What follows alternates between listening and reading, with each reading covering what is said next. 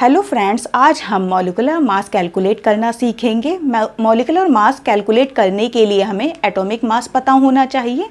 तो हम स्टार्ट करते हैं। ये मैंने एक टेबल बनाई है, इसमें एटॉमिक नंबर, सिंबल, एटम्स के नेम और उनके एटॉमिक वेट दिए हुए हैं। जैसे हाइड्रोजन होता है, हाइड्रोजन का सिंबल H होता है, हम S से रिप्रेजेंट करते हैं। इसका एटॉमिक नंबर 1 होता है।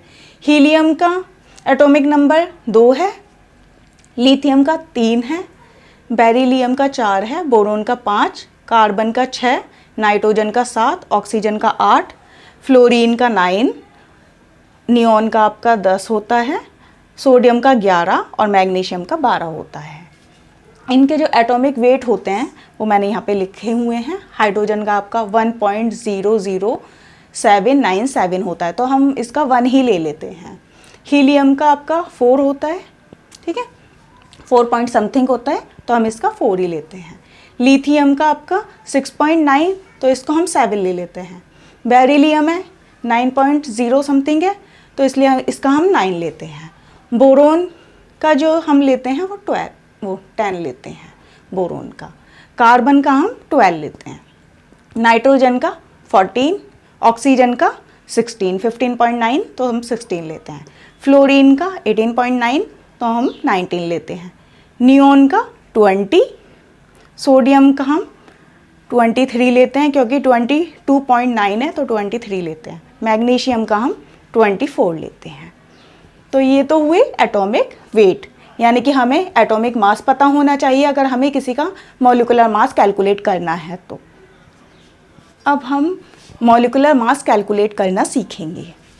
तो जैसे कि मीथेन है, मीथेन का होता है CH4।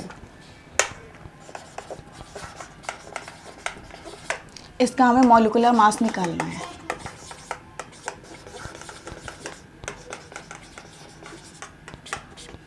तो हम किस तरीके से निकालते हैं? CH4। हमें पता है कार्बन का जो एटॉमिक मास होता है वो 12 होता है और हाइड्रोजन का 1 होता है। तो atomic mass of carbon atom 12 plus hydrogen के कितने मॉलिक्यूल्स हैं? यहाँ पे एटम 4 हैं, तो 4 इंटू हाइड्रोजन का एटॉमिक मास होता है 1। 12 प्लस 4 इज इक्वल टू 16। तो molecular mass of methane is equal to 16। Next NaOH का निकालते हैं हम मॉलिक्यूलर मास।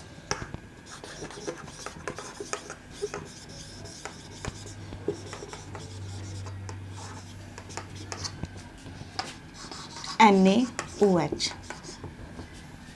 सोडियम का जो मॉलिक्यूलर मास होता है वो 23, ऑक्सीजन का 16 और हाइड्रोजन का होता है 1।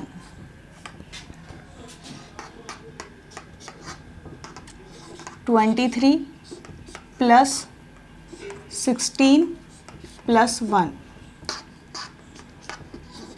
23 प्लस 17 इज इक्वल टू 7 और 3 10, 0 1 कैरी, 2 और 1 3 और 1 4, 40। Molecular mass of sodium hydroxide is equal to 14।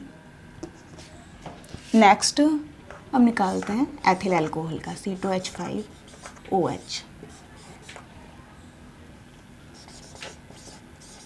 Molecular mass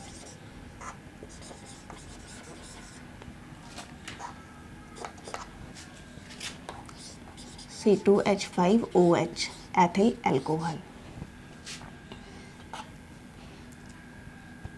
carbon का जो एटॉमिक मास होता है वो 12 होता है, हाइड्रोजन का 1, ऑक्सीजन का 16। 2 इंटू कार्बन के 12 प्लस 5 इंटू हाइड्रोजन का 1 है प्लस ऑक्सीजन का 16 होता है प्लस हाइड्रोजन का 1 होता है। 12 2 जो 24 plus 5 plus 17 is equal to 17 और 5 हो गए आपके 22। ऐसे कर लेते हैं 24 और 5 29 29 प्लस 17 9 और 7 16 1 कैरी 2 और 1 3 और 1 4 46। इस तरीके से हम कैलकुलेट करते हैं। नेक्स्ट मॉलिक्यूलर मास ऑफ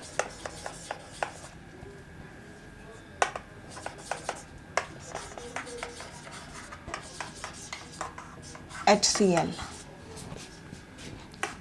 में हाइड्रोजन का आपका 1 होता है मॉलिक्यूलर मास, वो atomic mass.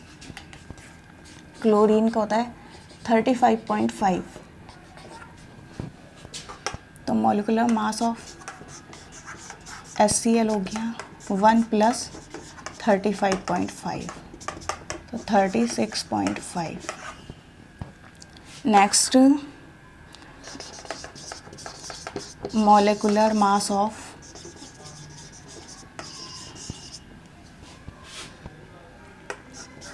H2SO4 sulphuric acid. इसमें जो सल्फर का होता है 32 होता है एटॉमिक मास। ऑक्सीजन का 16 होता है, हाइड्रोजन का 1। तो अब यहाँ पे हम कैलकुलेट कर सकते हैं H2SO4 का।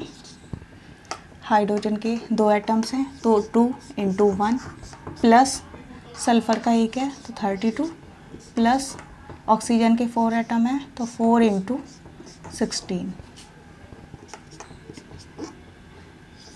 2 प्लस 32 प्लस 16 4 जा 64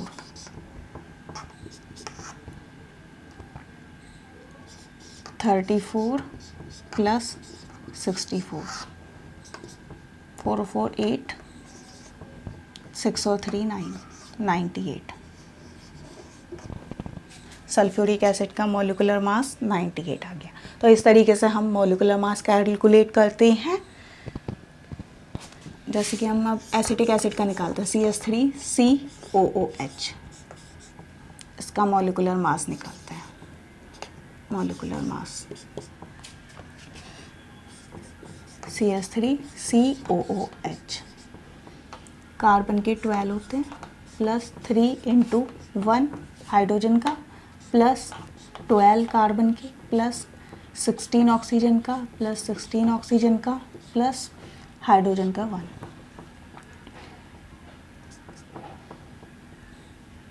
तो ये हो गया आपका 12 प्लस 3 प्लस 12 प्लस 16 और 16 32 प्लस 1। 12 और 12 24 24 और 3 27 और 1 28 प्लस 32 8 और 2 10 10 की 0 1 कैरी 3 और 2 5 5 और 1 6 तो 60। एसिटिक एसिड का जो मॉलिक्यूलर मास होगा वो 60 होगा। तो इस तरीके से हम कैलकुलेट कर सकते हैं इजीली।